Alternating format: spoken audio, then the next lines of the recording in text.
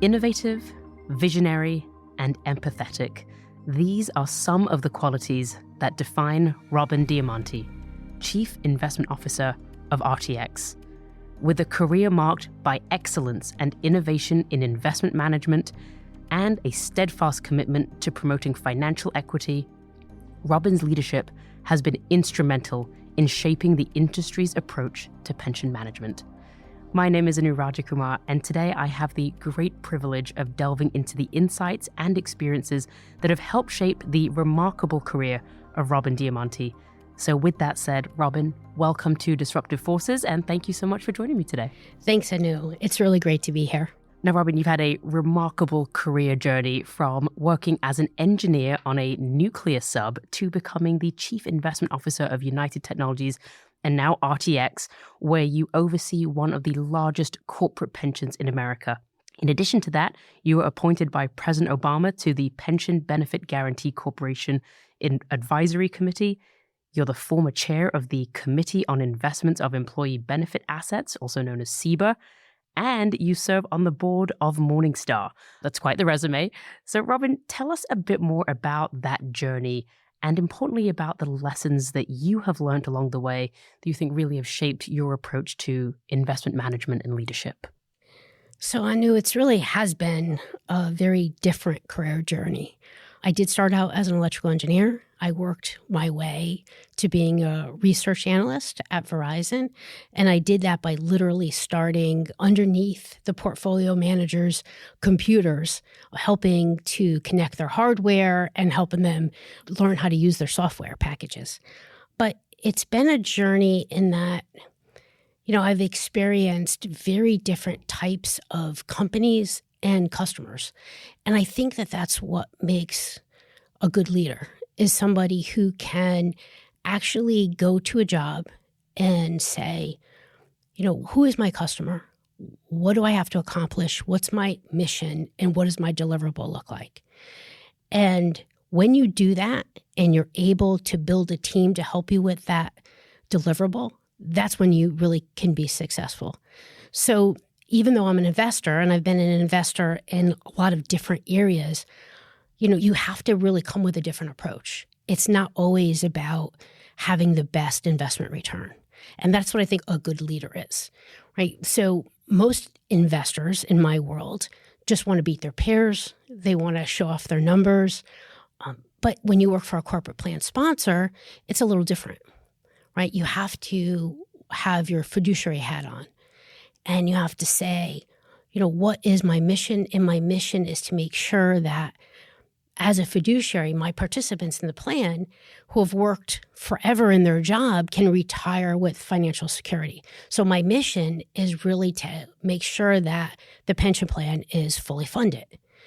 And it doesn't matter how sexy the investments that I'm in or what kind of return I have. What's most important is that I'm delivering the return that we need in a risk-adjusted way, in a stable way. And at the same time, I am making sure that the company is successful. And by that, I mean in the corporate world, our investment returns and the volatility in those returns can sometimes affect the earnings per share of a company, the way the accounting works. So therefore, you have to make sure that your results don't influence the financial results of the company. So I guess what I'm saying is that, leadership really depends on your mission. So I love that. So that mission focus, kind of the foundation of your career has been mission focused. And as you think about delivering the returns that you need in a stable way, what's important there is also innovation, right? Markets change and evolve over time. And as a side note, for those who don't know, you're the recipient of not just one, but 2 Lifetime Achievement Awards for outstanding contributions in the industry. And part of that has been because of your innovation that you've displayed over the years. So, Robin, could you share some of those key innovations or strategies that you've implemented in managing corporate pension plans, and maybe particularly during the tough times, the market downturns, the company restructurings? I'm sure you've seen it all, and you've had to be nimble and adjust along the way. Yeah, one of the things that you have to keep in mind always is that the markets endure, And, new fads will come and it seems like it's the end of the world and there's another depression or a recession or the bubble bust or there's a pandemic. But there's always dry powder out there. There's always people that are waiting to jump in when the markets stabilize. So when you're responsible for a very large pension fund, you have to keep strategy in sight, not to panic. You need to have your team focused. You're always thinking about risks and leverage, but at the same time, you're focused on strategy. And it's really important to not get distracted by some of the fads, but at the same time, take advantage of new opportunities. So I say sometimes that it's a little bit more of an art than a science when you're an investment manager and you need that experience to understand the difference between a new fad or a new investment strategy that's really just a new name for a product that's been around for 25 years or a truly unique strategy. So, for example, one of the things that we started in the early 2000s was portable alpha. And now that's very common in portfolios, but back then, people didn't understand what portable alpha was. And the way that I remember the first time that I thought about portable alpha is we were talking to an investment manager who was an expert in small cap Japanese stocks. And he had the ability to generate alpha consistently in all markets over a decade. But I wasn't interested in getting Japanese beta. And at the time, I love to invest in you, and I want this alpha, but I don't want Japanese beta. So we developed a strategy that says, how can I hedge out Japanese beta and then with futures get exposure to the S&P 500 and then get his alpha? And it was the first time we did a portable alpha strategy. And then we had to say, okay, this is great, especially when we were in the U.S. market and there was so much information and it was really hard to see stable alpha for large cap equity managers. And we thought, if we can find this niche alpha other places and hedge it out, then we'll have a portable alpha strategy. A lot of people started to do this. And I remember in the first financial crisis, a lot of portable alpha strategies blew up because really what they were doing is just finding more beta and porting it on top of beta. And when the market crashed, they were down double. But the strategy that has worked for us for the last 20 years is really being consistent and finding absolute return strategies that were market neutral. And we've been able to port them over all types of beta successfully. So it's one of the innovations. So we started out with equity, and then when we started de-risking our portfolio and we needed bond duration, we just started to port it over a different asset class. So that was one type of innovation that started years ago. And I guess the major one that has been talked about a lot is in our savings plan, and it was the lifetime income strategy. So in the early 2000s, we saw the writing on the wall. We saw that a lot of corporations were starting to close their pension funds for many reasons. One of them primarily is that people were just living longer. And when DB plans started, people would retire when they were 65 and they lived for 10, 15 more years. Now, people were retiring earlier and they were living double that. And that benefit became very expensive. On top of that, we changed accounting rules where, as I mentioned before, the volatility of returns were actually impacting the earnings of a company. So DB plans started to shut down. And it made sense for corporations to start to get people involved more in saving for themselves in DC plans. So 401k plans, which were really invented as a supplemental savings plan and not a retirement plan, really had to change. And we started to look at that savings plan and said, okay, what can we do to make it DB-like so that we can pull the mortality risk? And we came up with a strategy that was really about an in-plan strategy that was as low cost as we can make it, very much like a target date fund, but that provided an annuity for our participants. What I found by looking at people who retire, there's usually two types. There's people that retire and unfortunately they outlive their money. So their later part of their life, they're living in poverty. And then there's others who are so afraid to run out of money that they live in their retirement ages sort of under their means. And we don't want either one of those for our employees, right? So this was a way or an opportunity to say to participants that were entering in the workforce and ones without a pension plan, to say you can retire with financial security and control and be comfortable that you're not going to outlive your money. You know, Robin, I know this focus that you have on secure retirement income is something that you're really passionate about and really focused on. I'm just curious now, looking forward, what do you envision as the future of this retirement planning, of this income stream? Is it the lifetime income strategy that you just described? What are some of the challenges and some of the opportunities, especially in light of evolving, changing demographics? You know, you alluded to some of them, but certainly like an aging population, life expectancy changes and things like that. I'm actually surprised that more corporations have not thought about and put in lifetime income options. I think they will in the future. I think they'll have to. You know, I think America as a society is going to have to do something to help their population save. I mean, we're going to have a retirement crisis in the future. It's not a matter of if, it's going to be when. And we teach our children about history and art and music, but we don't teach them how to balance a checkbook or, you know, what compound interest is or how to invest for the future.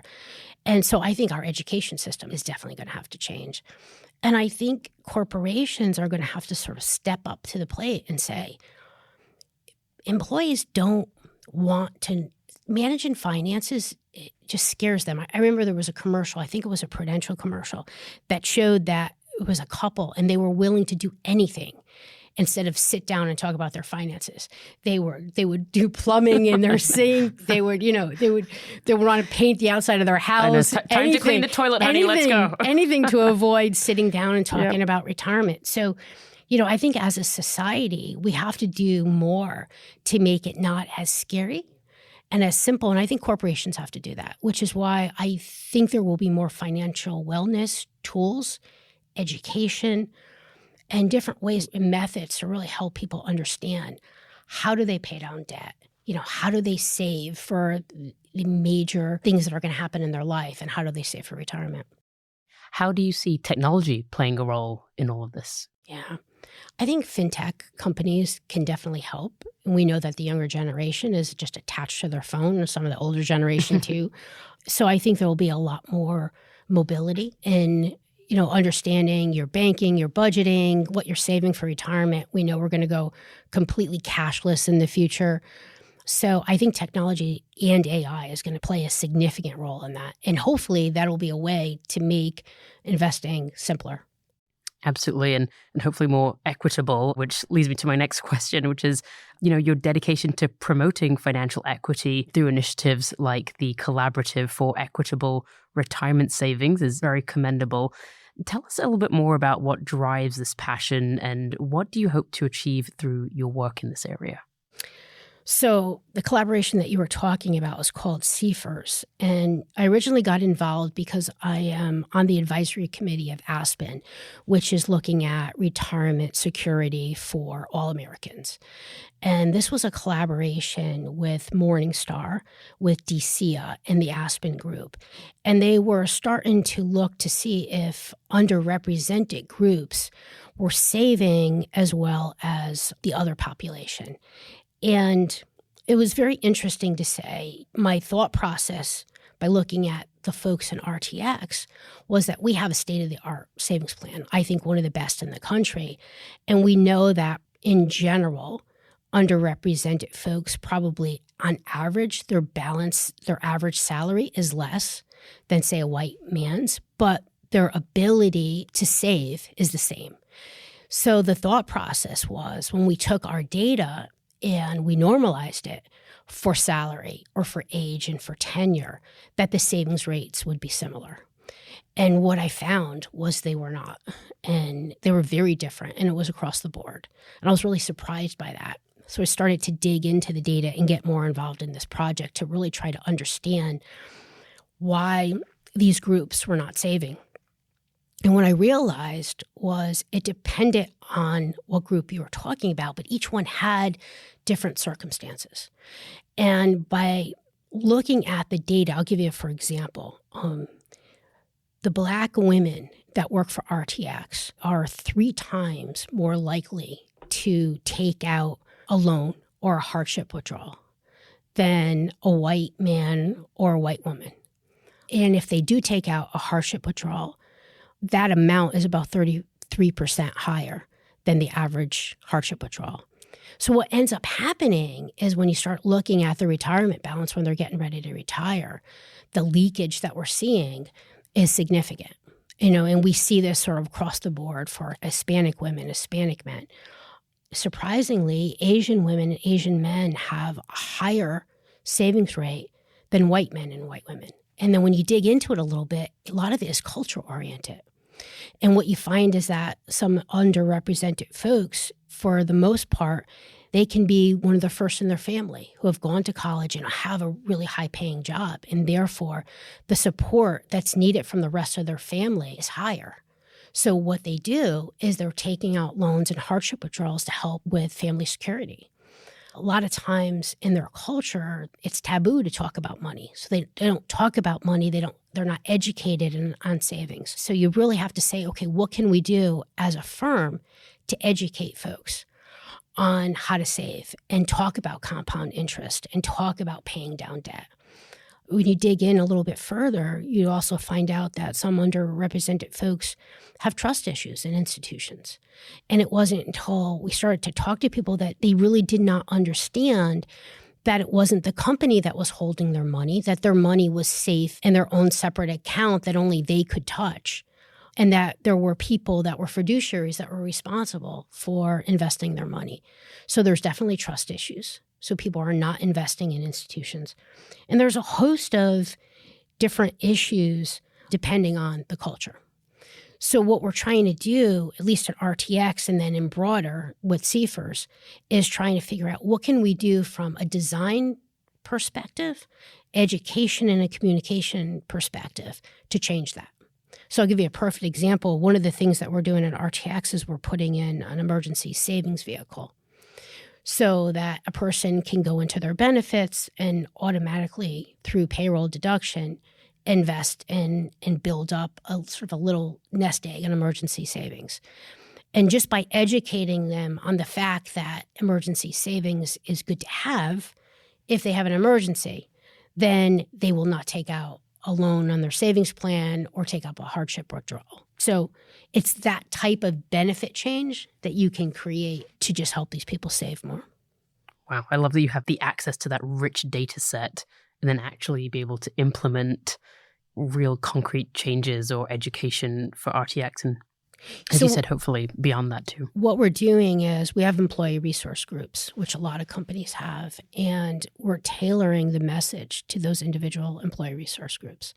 So I'm going and putting on live sort of financial wellness seminars and showing people those different demographics, their own demographics, and talking about the special circumstances and what that actually means for their long-term savings. Now, Robin, I know you've had some incredible mentors that have been very impactful in your professional journey. Tell us a bit about what you've learned from them and how it has defined your approach to leadership, especially in terms of nurturing talent and inspiring others to excel. Yes, I have had quite a few mentors from early in my career. As a matter of fact, my very first supervisor took me aside and he told me that I was a diamond in the rough. And he said I was brilliant, but I was never going to get anywhere in my career. And basically, he said that even though you went to college and I had my MBA, he said I sounded like I was not educated and that in his mind, I did not speak properly. And I remember being really taken aback by that comment.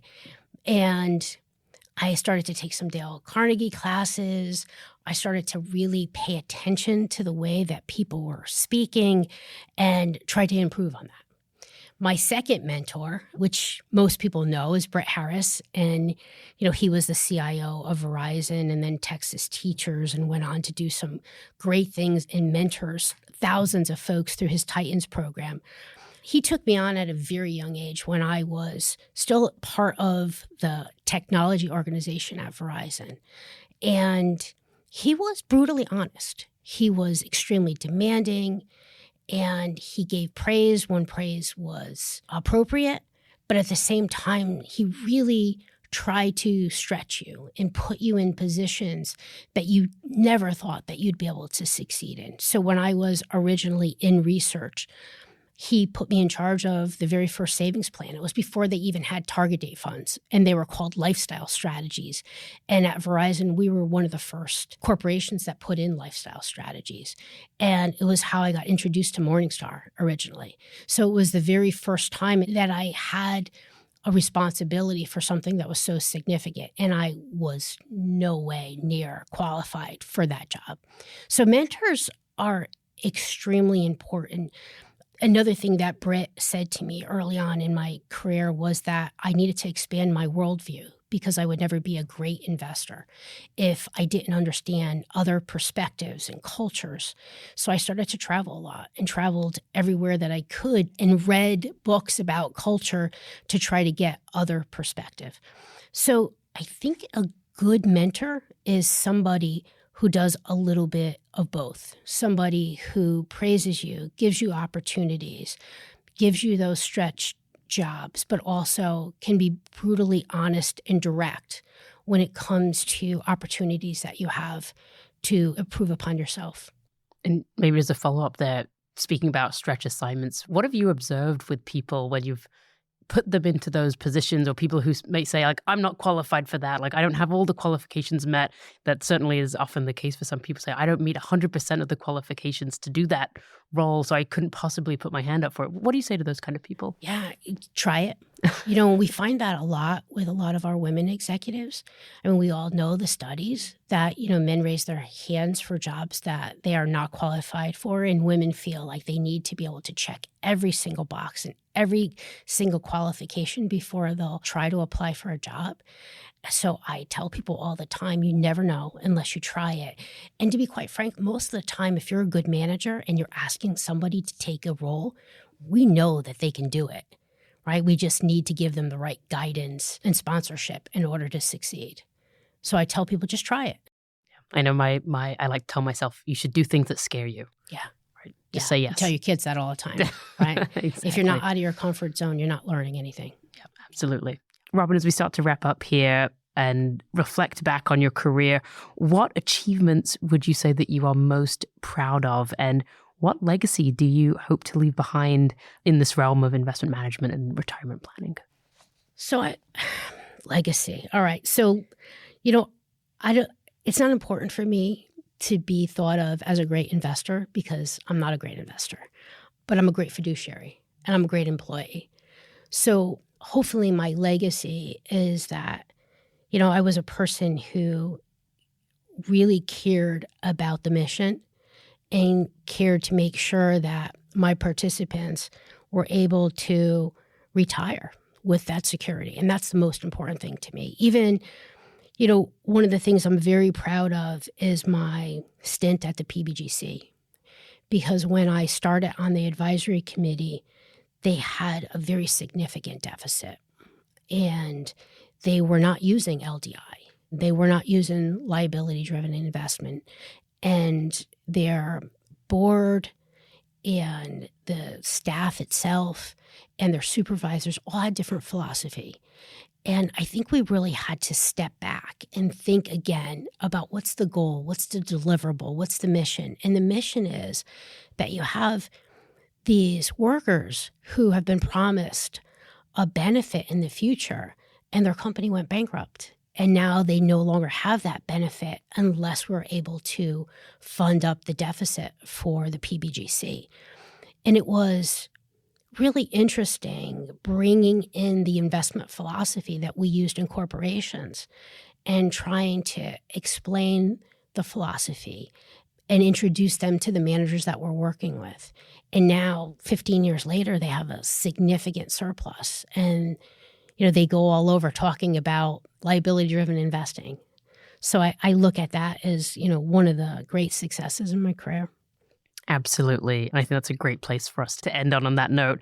But Robin, before I let you go, I do have time for just one quick bonus question, which I ask all of our audience members, nothing to be worried about. We've spoken today about your impressive career focused on helping people retire with dignity. So Robin, my question for you is, what are your hopes and aspirations for one day when you retire? Oh, my personal retirement plan? Yes, yeah. Oh, I would love to live somewhere very warm where the sun is out and I have 3 or 4 dogs around me and on the beach with a pickleball court. That sounds That's lovely. my I understand aspiration. You're a big pickleball player, so that sounds for sounds fun. lovely. For fun. Not competition. I'm not that good. Robin, thank you so much for being here today. Your spirit, leadership, dedication to promoting financial equity and dignity in retirement have really just shone through in this conversation, and some of the insights you had on the future of retirement planning and just that commitment to nurturing tomorrow's talent really just underscore the profound impact that you've had on our industry. You mentioned you're a great fiduciary, a great employee. I also just want to add you're a great partner to us at Neuberger Berman, and it's been a pleasure to be able to work with you and your team over the last few years. And we all look forward to seeing what you achieve next. So thank you again so much for being here. Thank you for inviting me. This has been great. And to our listeners, if you've enjoyed what you've heard today on Disruptive Forces, we encourage you to subscribe to the show, or you can visit our website, www.nb.com/disruptiveforces, for previous episodes, as well as more information about our firm and offerings. This podcast contains general market commentary, general investment education, and general information about Neuberger Berman. It is for informational purposes only, and nothing herein constitutes investment, legal, accounting, or tax advice, or a recommendation to buy, sell, or hold a security. This communication is not directed at any investor or category of investors, and should not be regarded as investment advice or a suggestion to engage in or refrain from any investment-related course of action. All information is current as of the date of recording, and is subject to change without notice. Any views or opinions expressed may not reflect those of the firm as a whole. This material may include estimates, outlooks, projections, and other forward-looking statements. Due to a variety of factors, actual events or market behavior may differ significantly from any views expressed. Please refer to the disclosures contained in the episode notes and episode details, which are an important part of this communication. Investing entails risks, including the possible loss of principal. Past performance is no guarantee of future results.